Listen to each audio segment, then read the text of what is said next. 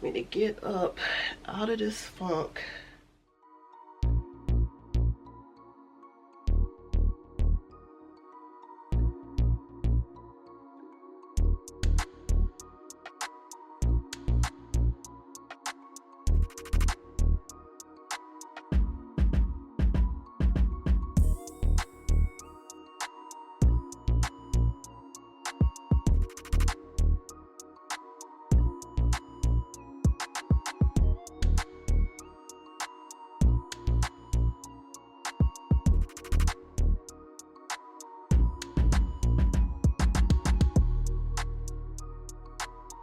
What is up, fam? Happy Saturday. I am in between clips right now, y'all. I'm doing a hair video and I'm trying to vlog at the same time. So right now I'm getting ready to quickly make myself a cinnamon raisin bagel with cream cheese and have myself a glass of orange juice because I'm starving, y'all. I need to eat something. Yes. When I get done eating, I'm gonna go ahead and get back on my hair video, and then I'll probably take a nap because I'm getting sleepy again. I woke up early this morning, could not sleep through the night. I just feel a little restless, but I want to go ahead and try and get this video done and edit it and hopefully up sometime this evening, and then finish up my vlog for Sunday, y'all, so I can keep it moving. But yeah, your girl gotta eat something. Yes, that's the sound I want to hear. We ready to go. Oh, wait. Okay. Yeah, 1 second, y'all, because I got to put my camera down.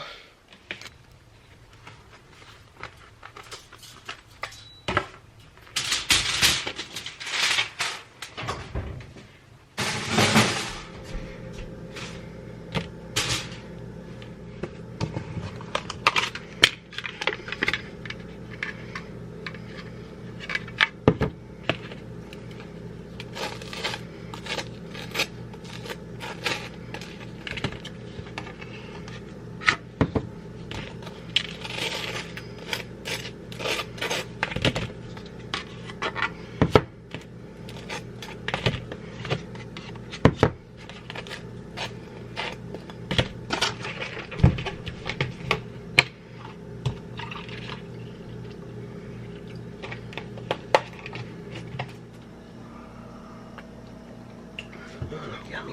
Alrighty, you guys, I'm about to eat this real quick and then I'm gonna get back on it.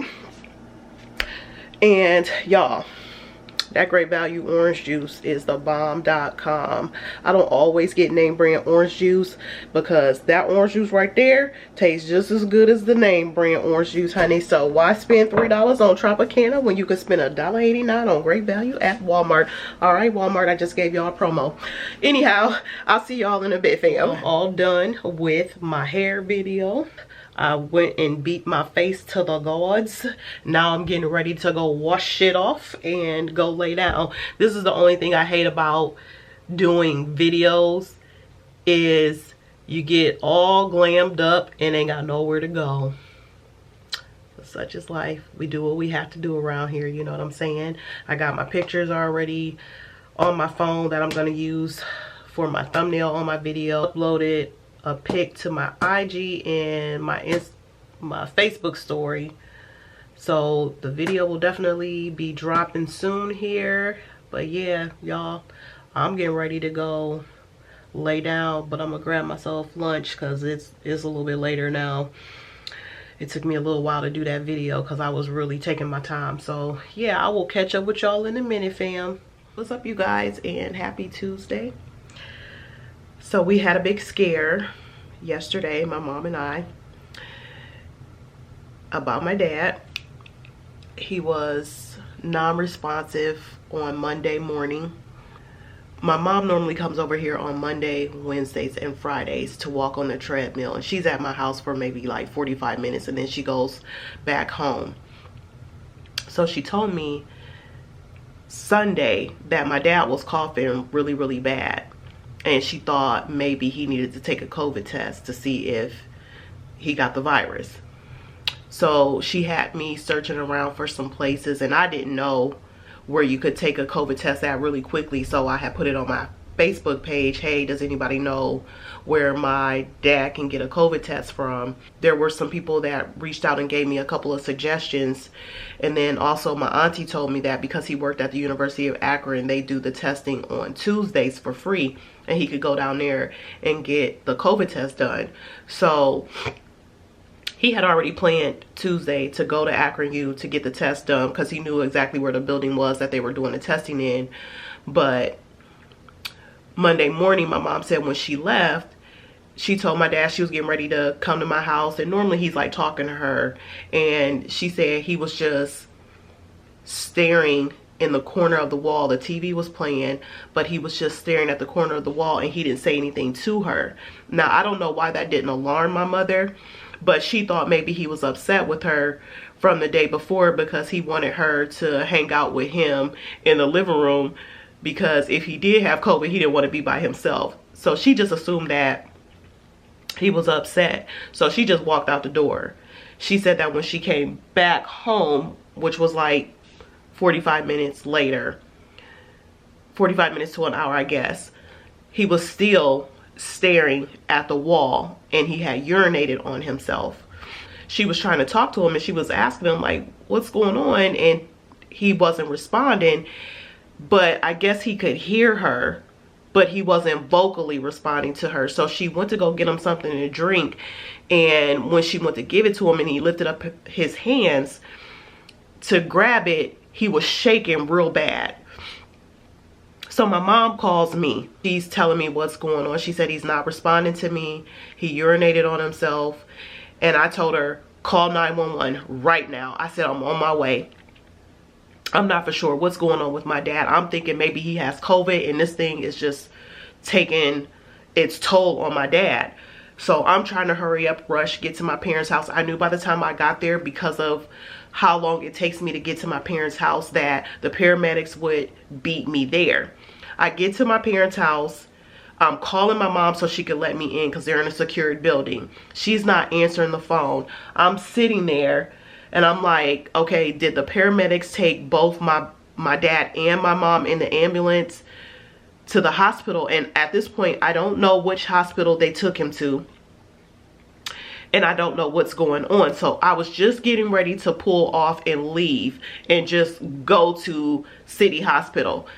And my mom calls me and she goes, where you at? And I said, I'm here. Where are you at? She said, I'm in the house. I'm about to come and get you. Put your mask on. Paramedics are here running tests on your dad right now. So when I get in the house, I see my dad just sitting there. He has no clue to me what's going on.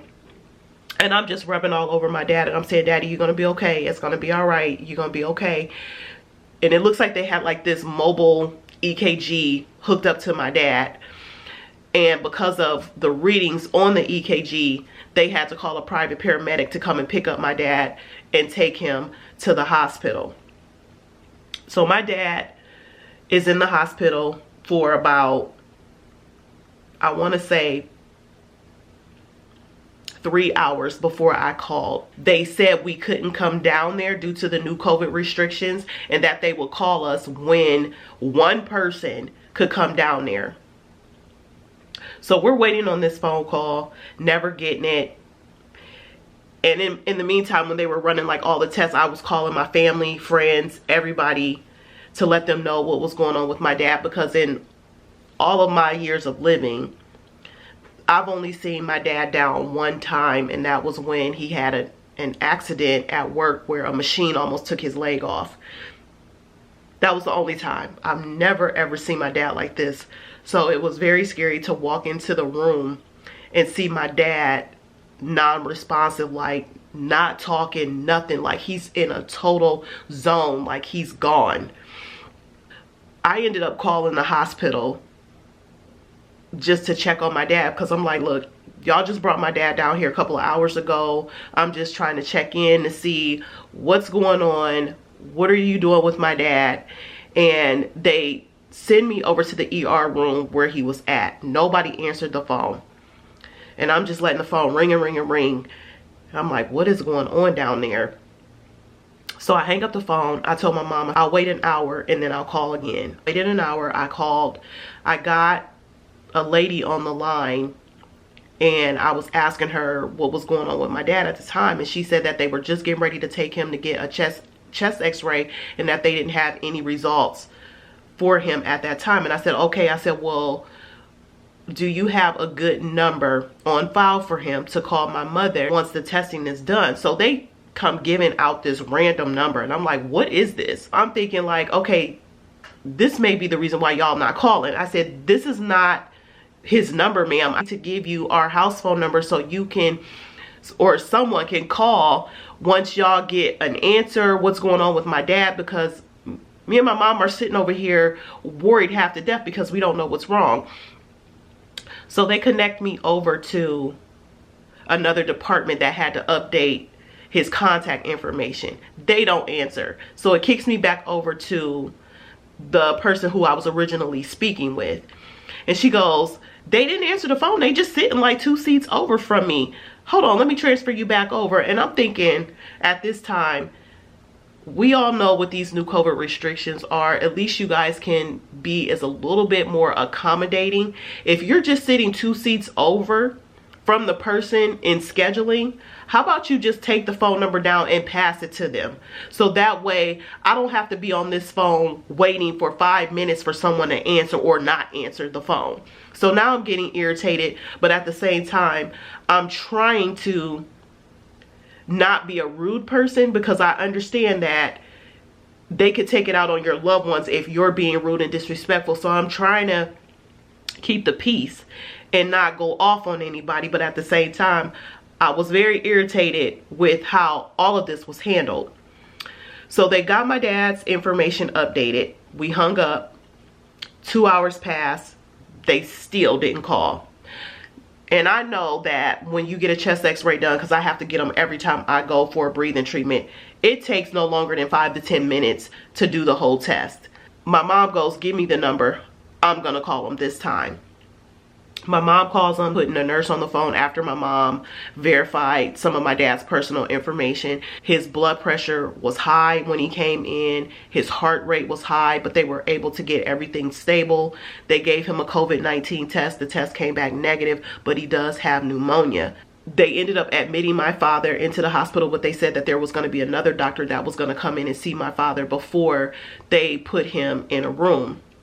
After we got all of that information, I decided to come home. My mom was exhausted. She said all she wanted to do was go to sleep because her nerves got the best of her, and I felt the same exact way. Coming home and taking 2 melatonins just to put myself to sleep because I hadn't been sleeping good in the last couple of days. My mom called me this morning to let me know that my dad was able to walk, because yesterday they wanted my dad to walk to the gurney, but my dad couldn't walk at all. He was non-responsive, so I didn't know how they thought my dad was going to be able to walk. And not to mention, he was very weak yesterday. He was shaking and everything. He couldn't do anything. He was walking around the hospital this morning for a little bit. He was able to speak to my mom. He was talking in complete sentences. And the doctor did say that if my mom hadn't have called 911, this would have been a totally different day for us. And I'm just going to leave it like that because I'm not going to speak those words because I know from looking at my dad yesterday that this was going to be bad. And I tried to upload this video for you guys, or I actually tried to vlog this for you guys yesterday, but I looked like a whole train wreck yesterday, and I don't know what I was thinking picking up my camera yesterday trying to tell you guys what was going on at the moment. But today is a better day, and I'm able to get out my words and not be all over the place. Just keep my dad in your prayers, you guys. It's just been a crazy start of the new year, to say the least. I know that God is still on the throne. I know that God is moving, and God is definitely moving on my father's behalf. I've been praying for my father. I got up this morning because I couldn't sleep. I was praying for my dad, and you know, we're going to get through this. I'm going to see how everything is once he gets discharged and comes home. Because if my mom needs some help with my dad, I'm definitely going to take some time off of work, because I'm not going to leave my mom with all of this on her to take care of my dad, because she can't do anything for my dad as far as like lifting him or anything like that. My dad is a solid man. He weighs probably about 200 pounds and my mom is about 120. She cannot do anything with him. So if she needs some help with him, I'm definitely going to have to take some time off until we can get him in a better place to where he can do for himself.